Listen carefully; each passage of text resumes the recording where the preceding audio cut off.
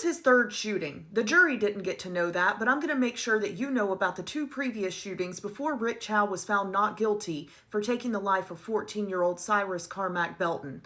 2015, a woman stole beer and peanuts. Chow says that she then threatened his life and then she got in a vehicle, so he shot at that vehicle 6 times. Now, thank goodness no one was hurt, but Chow was not charged. Investigators called it self-defense. The second time was in 2018. A man stole oven cleaner.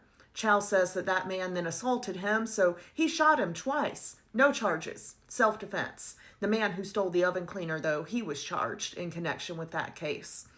And then we get to 2023. That's when 14-year-old Cyrus went into a convenience store owned by Rick Chow.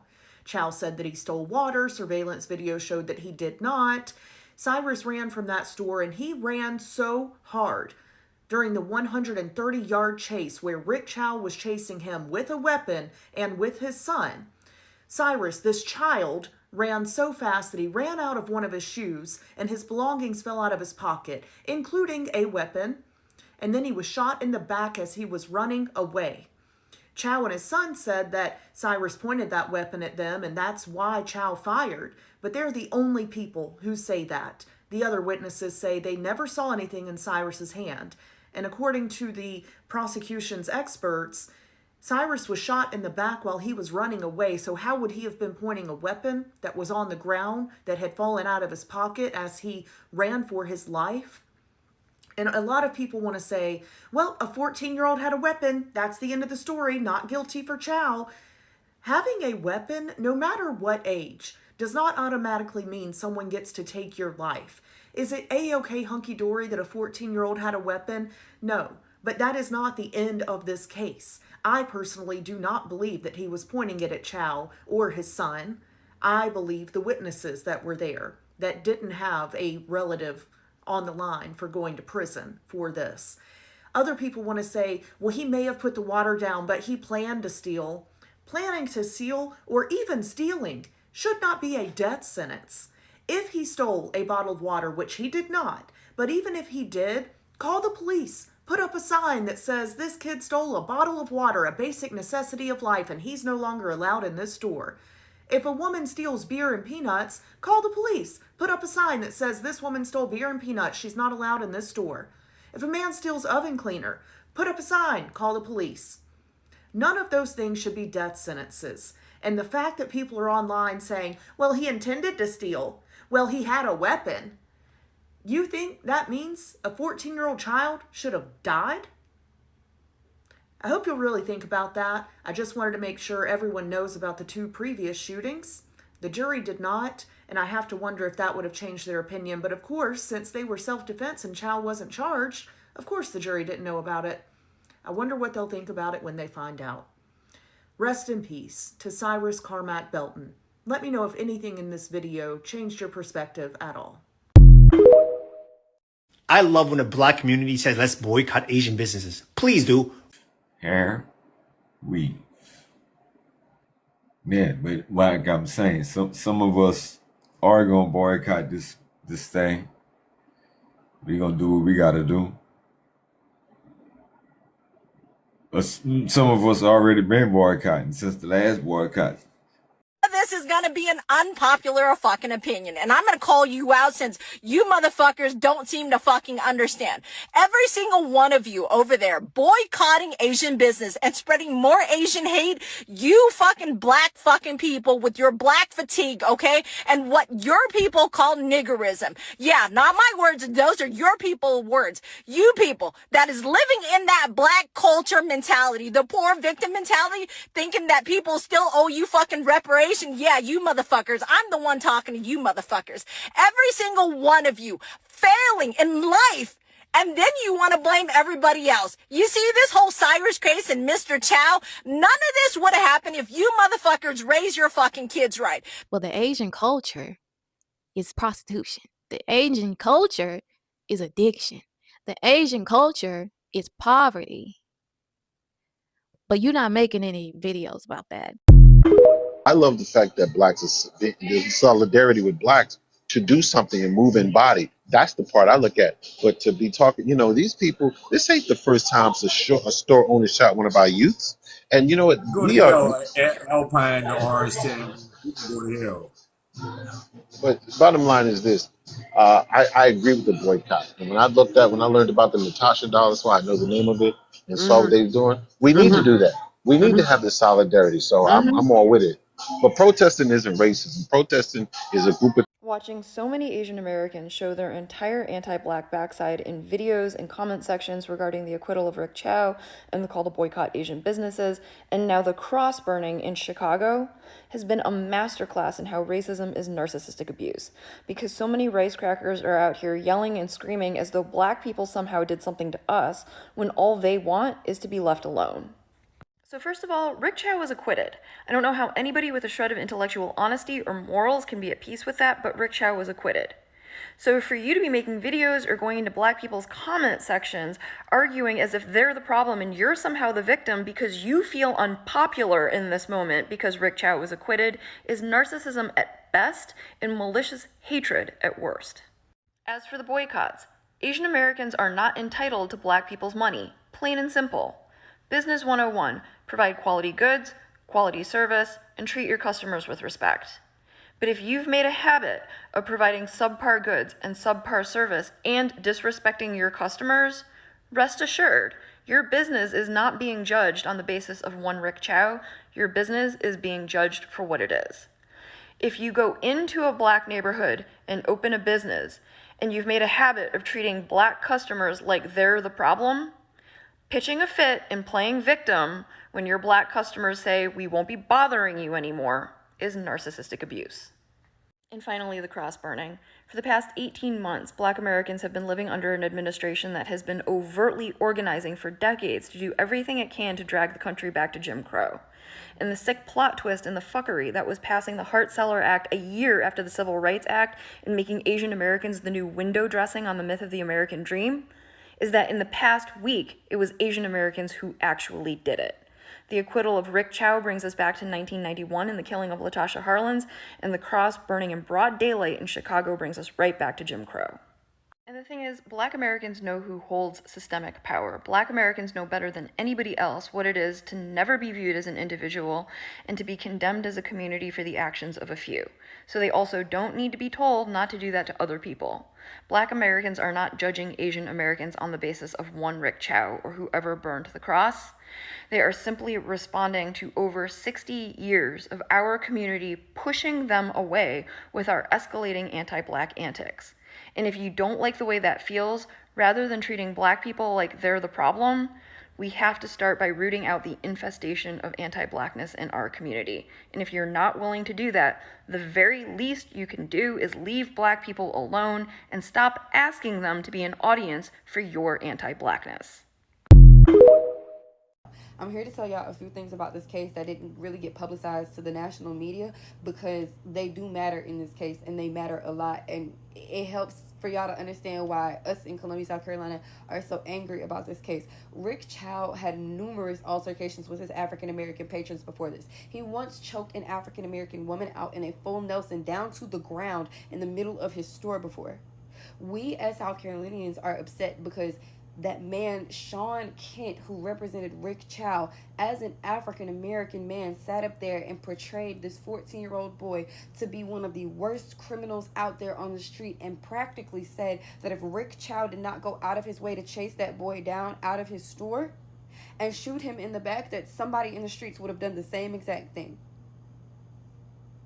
We are upset as South Carolinians because the judge decided that none of Rick Chow's prior incidents could be used in the court. We're upset because that 14-year-old baby deserves justice. Cyrus deserves justice. Cyrus deserves to know peace.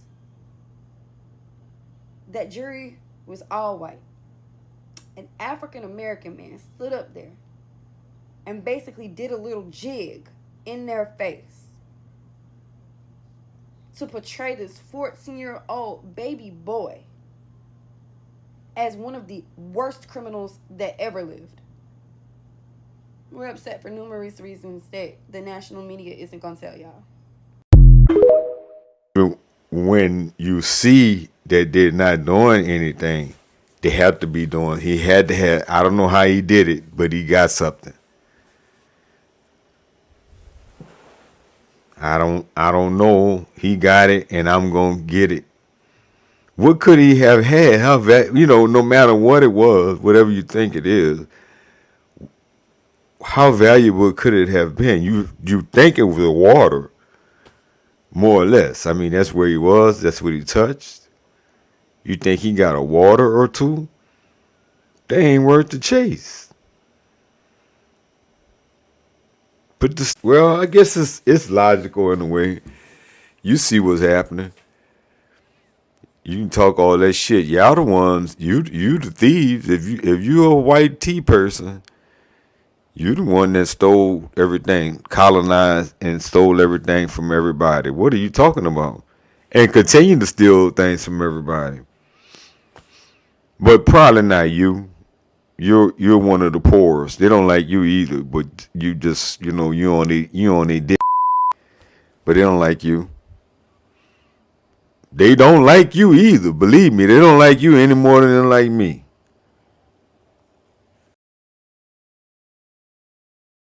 Anyone? Well, I got 4 boxes open. Y'all think they giving up them weaves? Cause it's not about boycotting the Asian countries necessarily. It's about the businesses here that's taking advantage, mistreating, misusing. It's about that. As far as I'm concerned, and I think other people mostly seen it the same way that I'm saying. That's how I see it. Let me tell you, that Asian lady said that to that black news anchor to get a reaction out of her. And if she would have got the reaction that she wanted, the black lady would have been labeled as the aggressor, and she the one who would have got fired. Shame on that Asian lady. You fucking black fucking people.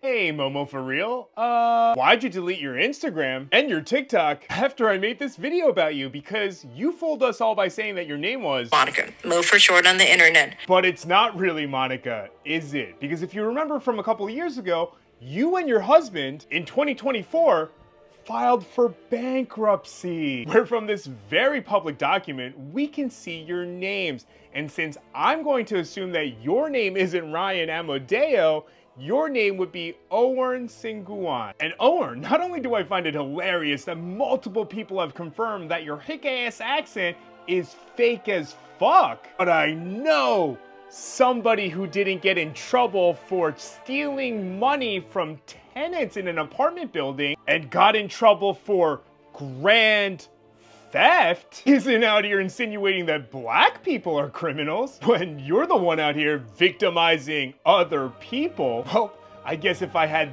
that type of hypocritical skeletons in my closet, I guess I would also have me and my spouse delete all of our social media presence and go into hiding as well. Not to mention, if you and your husband moved to Texas like this person claims, and then you and your husband voted in California like you claimed in this video, then the only ones who committed voter fraud would be you two.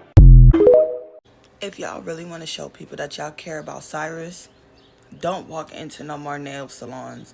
Don't walk into the beauty supply store. Get whatever you need off of Amazon. Do not shop at these Asian liquor stores. Halt all your business with Asian businesses. We need to really start showing niggas that we not fucking with y'all if y'all not fucking with us.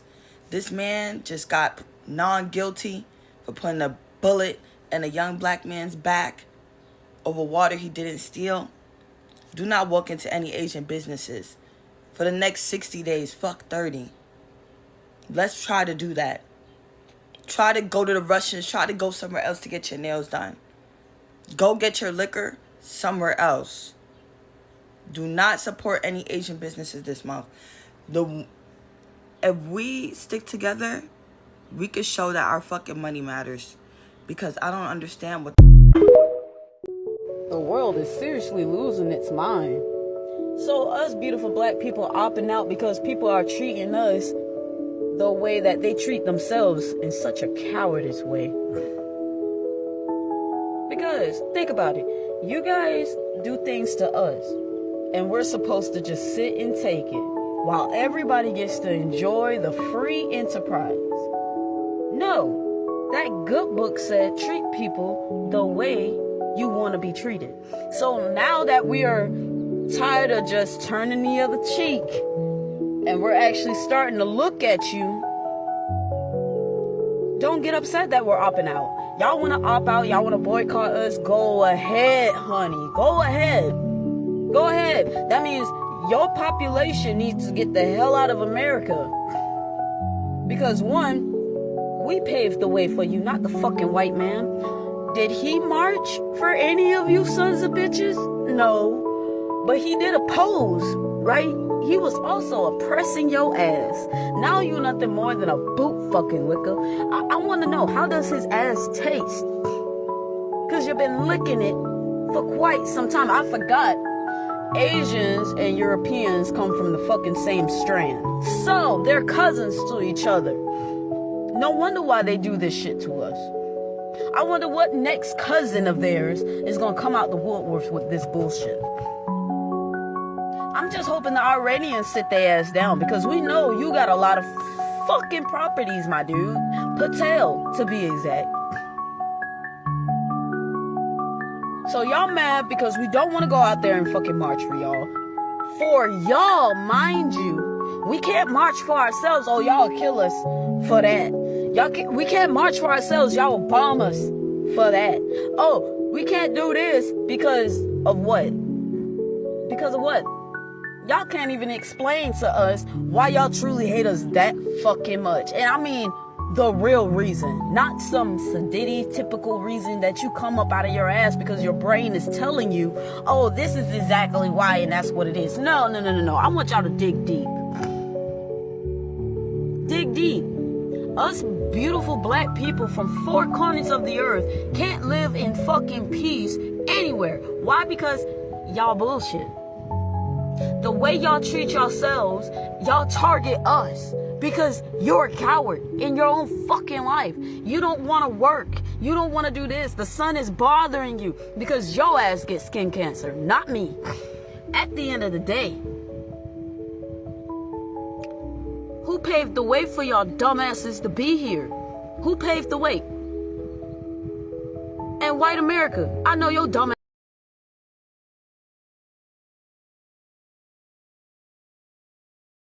I love when the black community says, let's boycott Asian businesses. Please do. We'll get rid of the Chinese takeout, the dry cleaners, the laundromat.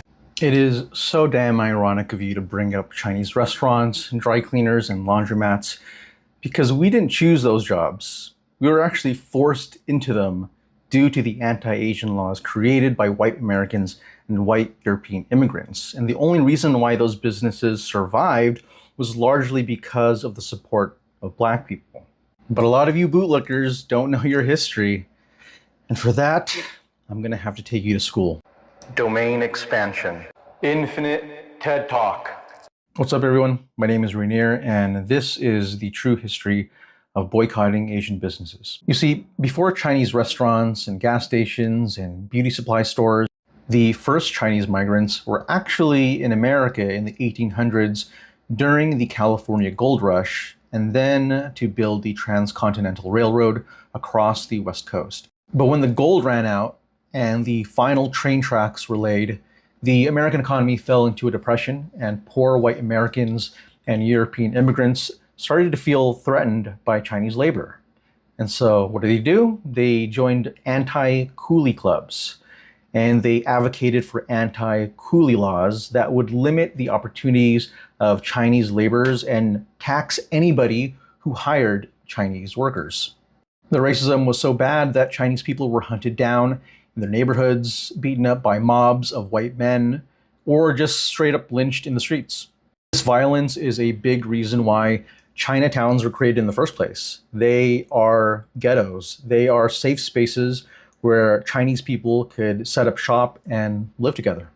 But because of these anti-coolie laws, the only businesses that they could set up and get financing for were restaurants, grocery stores, and laundromats. Quick side note, so you should definitely watch the Warrior series because it's based on the writings of Bruce Lee, and it's set in the 1870s during all this anti-Asian racism. But even though black people were fighting their own freedoms at the time, they still took the initiative to speak up for Asians.